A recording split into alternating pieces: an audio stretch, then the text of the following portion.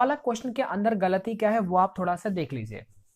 हमेशा आप याद रखना, जो ये ब्रिस्क है ना, ब्रिस्क को कभी भी हम प्लूरल में नहीं लिखते। इस गलती को बच्चा आसानी से नहीं पहचान सकता। क्यों? क्योंकि वो ये सोचेगा कि यार जो घर होता है वो बहुत सारी ईंटों से मिलकर के बना होता है, तो बहुत सारी तो यहाँ पर दे रखा है, तो ये गलती नहीं है। लेकिन ये गलती है। देखो आपको मैं 3 बताता हूं, मैं वही बोल रहा हूं जो एग्जाम में आता है। देखिए, अब एक बात याद रखना, सिर्फ इतना याद रखना, ये बार बार रिपीट होती है। देखो, ब्रिस्क हो, है ना, या फिर ग्लास हो, ब्रिस्क, ग्लास, वुड और स्टोन, ये 4 ऐसे होते हैं जो बार बार आते हैं। और तो याद रखना ये अनकाउंटेबल होते हैं। कैसे होते हैं?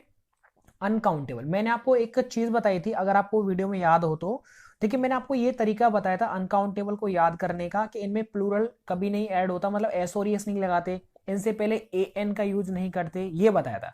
मैंने ये बोला था एक रूम है, इसके अंदर हम गए, इसमें मान लीजिए 4 लोग गए, अब उन्होंने एक दूसरे को एडवाइस दिया, इंफॉर्मेशन दिया।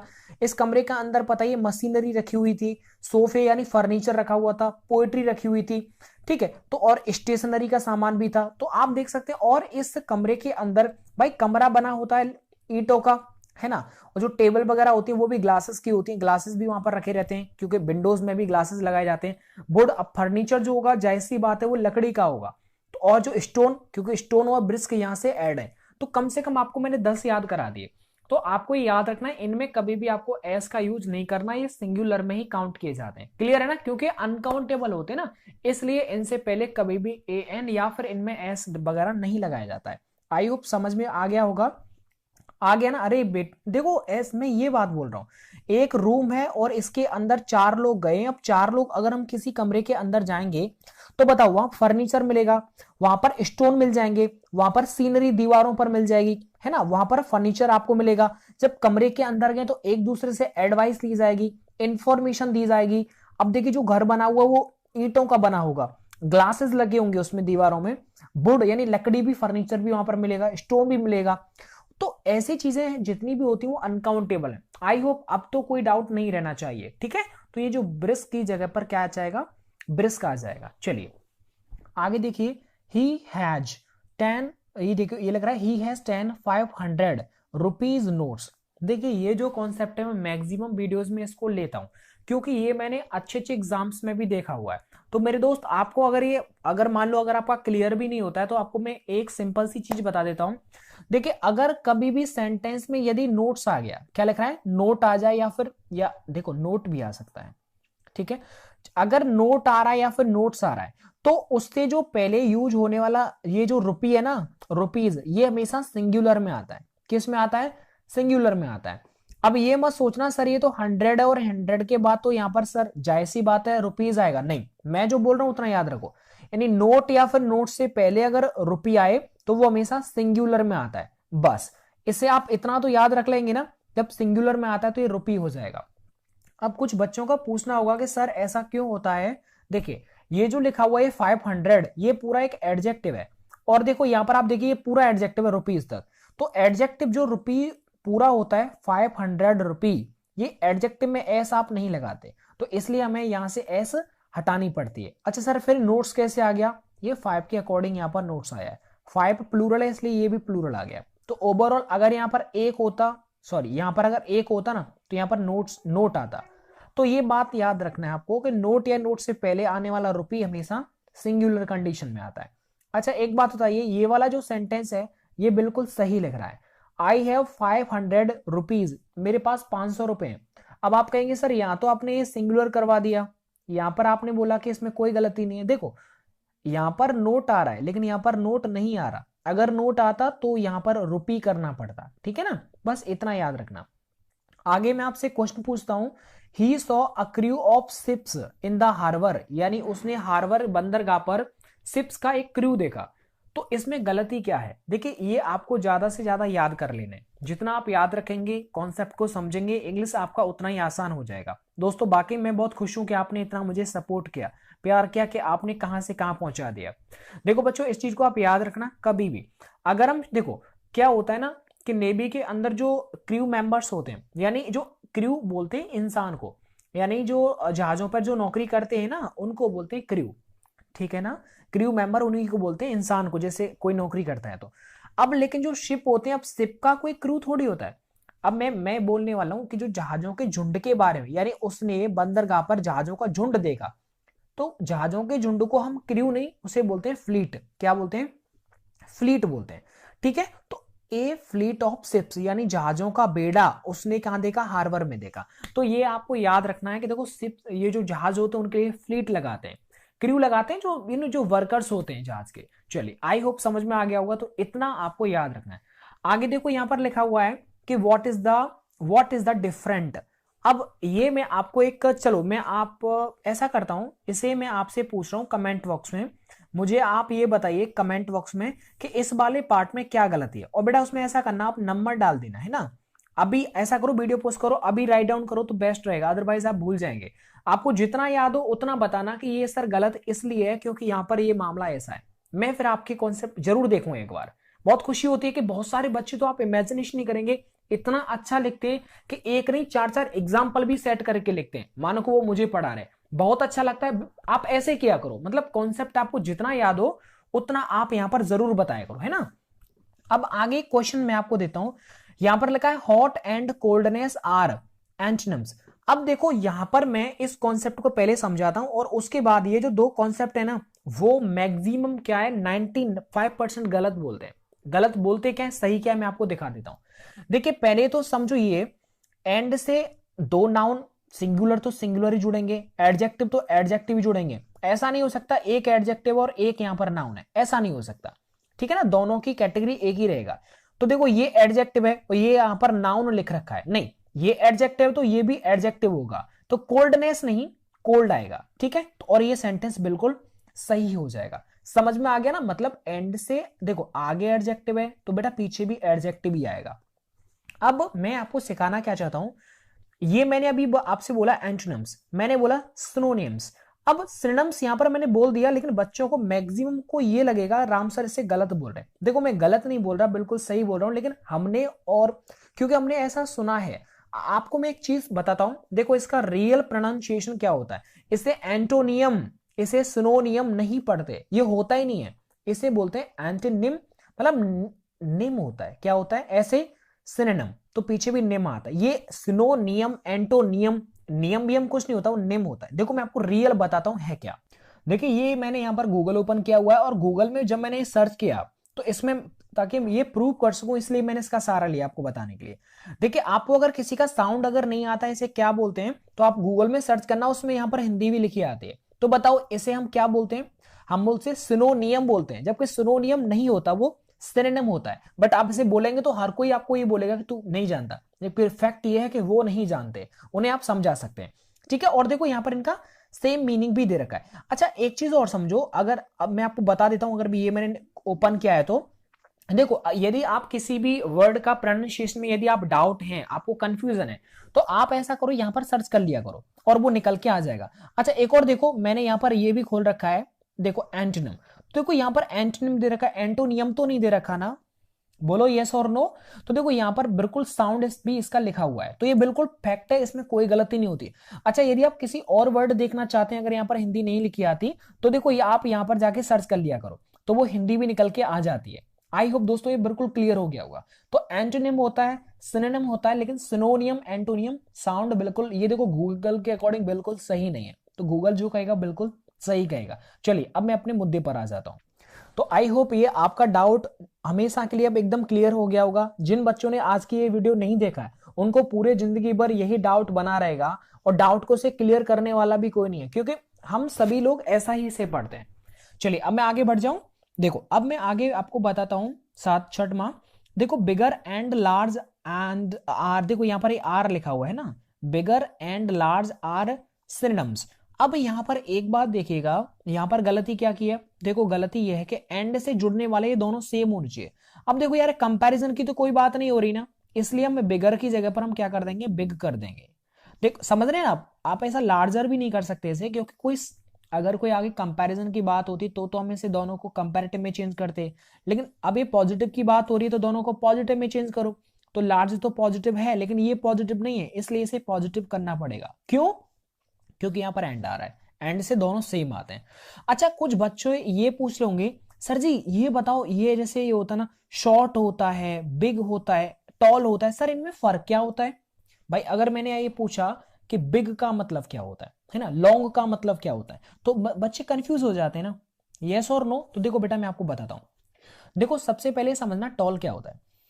टॉल किसी भी इंसान की लंबाई को हम बोलते हैं टॉल, समझ में आ गया? यानी व्यक्ति, जैसे मैंने बोला you are a tall boy, तुम एक लंबे व्यक्ति हो, उम्र के मतलब अगर हम बात करें लंबाई के अकॉर्डिंग तो वो टॉल लगाते हैं इंसान के लिए, ठीक है? छोटा छोटा मैं समझा रहा हूं, इसके बाद मैं आपको बताता हूं बिग क्या होता है। अब आप सर बिग भी हो, तो मैंने कहा तुम बड़े हो तो आप क्या बोलोगे, यू आर बिग? नहीं, हिंदी तो सही है लेकिन इंग्लिश अलग है। इंसान की लंबाई के लिए हम टॉल लगाते हैं, भले ही हिंदी में वो बड़ा हो छोटा हो उससे कोई फर्क नहीं पड़ता, हिंदी क्या बोल रही है उस पर मत जाओ। अच्छा बिग जो होता है वो क्षेत्रफल वगैरह के लिए आता है, किसी भी एरिया का क्षेत्रफल बड़ा होता है। मैंने बोला दिस फील्ड इज बिग, मतलब ये जो फील्ड है वो कैसा, बहुत बड़ा है। That house is very big, वो जो घर है वो बहुत बड़ा है, ऐसा नहीं टॉल नहीं कर सकते। समझ में आ रहा है ना बेटा? तो यहां पर क्या आ जाएगा, बिग वगैरह जो आता है वो किसी न किसी अंडरस्टैंड किसी एरिया के लिए आता है। अब आप कहेंगे सर जी ये एक बड़े के लिए तो लॉन्ग भी आता है। सर लॉन्ग भी, अच्छा लॉन्ग क्या होता है, देखो बताता हूं। लॉन्ग एक डिस्टेंस के लिए आता है, जब कोई लंबी दूरी होती है तो उसे बोलते हैं लॉन्ग। आपने सुना होगा गाने में लॉन्ग ड्राइव पे चल, तो लॉन्ग का मतलब होता है जब कोई डिस्टेंस होती है 25 किलोमीटर, 50 है ना, 2500 किलोमीटर, तो ये सब लॉन्ग डिस्टेंस में आता है। मैंने बोला यह सड़क बड़ी है, समझ रहे? तो मैंने क्या बोला, यह सड़क बड़ी है, तो बताओ मैं क्या बोलूंगा, दिस रोड इज में से ऐसा नहीं दिस रोड इज टॉल, ऐसा नहीं दिस रोड इज बिग, क्योंकि जो रोड होती है ना उसका एक क्षेत्रफल होता है, ठीक है, लंबाई चौड़ाई, तो बस 6x6 ऐसे करके आप याद रखो। तो डिस्टेंस अगर क्षेत्रफल की बात की जा रही है तो बिग, लेकिन हम बात करें ये जो डिस्टेंस है वो काफी ज्यादा लंबी है, तो वहां पर क्या आ जाएगा, लॉन्ग आ जाएगा। क्लियर आ रहा है ना? छोटा छोटा चलो हल्का हल्का आ जाएगा समझ में, चिंता मत करो। अच्छा एक और देखो, अब बात आती है शॉर्ट क्या होता है। देखो शॉर्ट जो होता है, शॉर्ट हम दो जगह यूज करते हैं। सर कौन सी जगह है, इन चीजों को बताने वाला कोई नहीं है, सो प्लीज इन्हें ध्यान से समझ लीजिए आप। देखो बेटा शॉर्ट का मतलब होता है जब किसी इंसान की अगर लंबाई छोटा है, वो मैंने बोला यू आर शॉर्ट।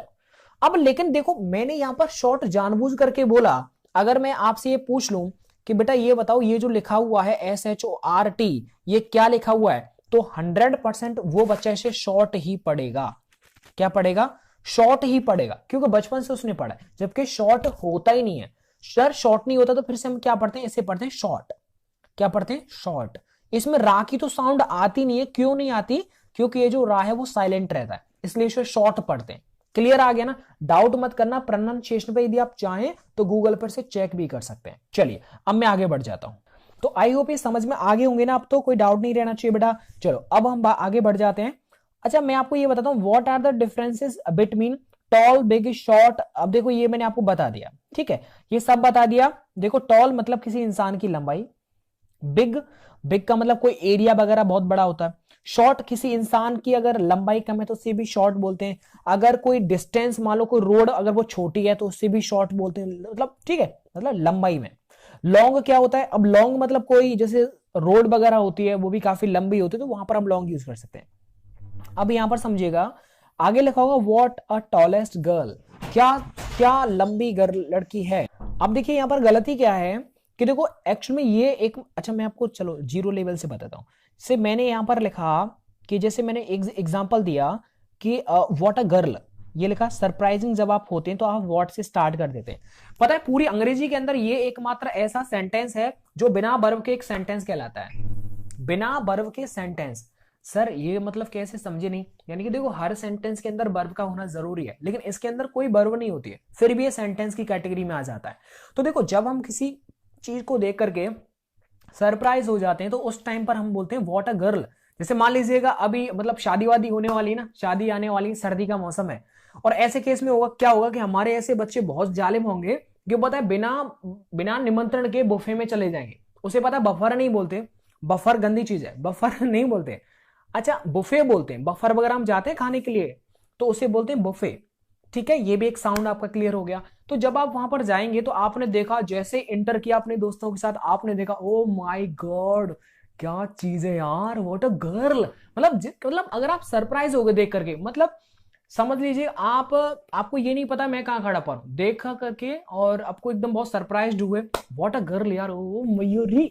तो ये क्या हो जाएगा पता है आपको, व्हाट अ गर्ल। अब देखो छोटी सी है कोई बच्ची, वो डांस कर रही है बहुत अच्छा, बहुत अच्छा सिंगर है, वो कितना अच्छा गा रही है, उसे देख करके आपने देखा my God what a girl यार। तो अंडरस्टैंड, समझना मेरी बात को। तो यहाँ पर इस तरह से आप बोल सकते हैं। लेकिन अगर आप इस तरह के किसी भी सेंटेंस में यदि आप बोलना चाहते हैं what a tall boy, what a tall girl, understand ना, तो यहां पर क्या आएगा, सीधी सी बात है, ए के बाद पॉजिटिव डिग्री, उसके बाद नाउन आएगा, सिंगुलर काउंटेबल नाउन। तो ऐसे केस में क्या होता है, तो बस वही वाली बात है, ज्यादा डीपली मत जाइए। देखो ये ए एन आता है, फिर ये नाउन आता है और बीच में पॉजिटिव डिग्री आती है, तो यहां पर टॉल आ जाएगा, ठीक है। और देखो लास्ट में आपको ये वाला एक्सक्लेमेशन साइन लगाना है। आगे मैं बात कर लेता हूं, आगे लिखा हुआ है कि that is a big house, मतलब वो जो घर है वो कैसा है, बड़ा घर है, ठीक है। बताओ ये सेंटेंस बिल्कुल सही है क्या? हाँ सर बिल्कुल सही है। मैं यहां पर टॉल कर सकता हूं क्या, दैट अ टॉल हाउस, वो बड़ा घर है, दैट अ टॉल हाउस, ना गलत हो जाएगा, क्योंकि वो इंसान की लंबाई के लिए हम टॉल लगाते हैं, क्योंकि घर होता है वो लंबाई चौड़ाई, मतलब 6x6 का घर होता है ना। तो बस यहां पर अगर हम एरिया की बात करते हैं तो वहां पर बिग आता है।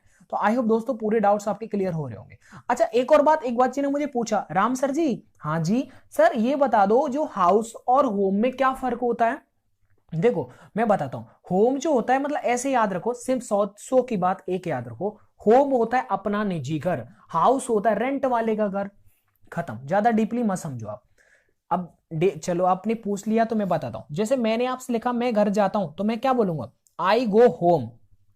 बच्चे क्या बोलते हैं, I go to home, I go to home, वो गलत हो जाएगा, क्योंकि होम यहां पर एडवर्ब ऑफ प्लेस है, तो इसलिए यहां पर हम क्या करेंगे, टू नहीं लगाएंगे। लेकिन अगर इस जगह होम की जगह पर अगर मैंने हाँ ऐसे कर सकते हैं आप, अगर आपने ये बोल दिया कि आई गो टू माई होम, अगर होम से पहले कोई पजेसिव आ जाए तो टू लग जाएगा, लेकिन अगर कोई पजेसिव नहीं आ रहा डायरेक्ट, अगर यहां पर होम आ रहा है तो हम टू कभी नहीं लगाएंगे। हाँ अगर यहां हाउस होता तो लग जाता टू। चलिए अब मैं आगे बताता हूं आपको आगे। अच्छा इसमें एक बच्चे ने और पूछा था, मेरा वो और बता देता हूं। एक बच्चे ने पूछा सर ये बताओ एल्डर और सर जी ओल्डर में क्या फर्क होता है। देखो बच्चों, ग्रामर के अकॉर्डिंग कोई फर्क नहीं होता, दोनों के दोनों डिग्रियां हैं, दोनों की दोनों डिग्री हैं, ठीक है।